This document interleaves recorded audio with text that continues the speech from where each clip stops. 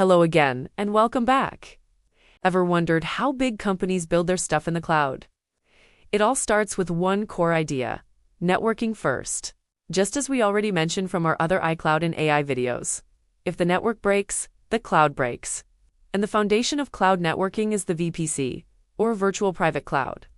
Think of it like this: a cloud provider has a massive data center, and a VPC is your own private, isolated section within it.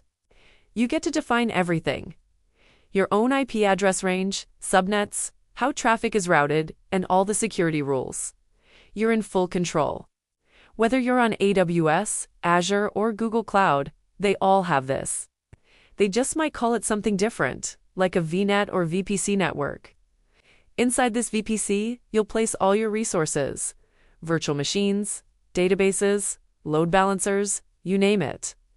For example, you could have a public subnet for your web servers that users can access, and private subnets for your application and database servers that are completely locked down. It's essentially your own software-defined data center network, giving you total isolation and security. Thank you for watching, and don't forget to save it to have it later when you need it.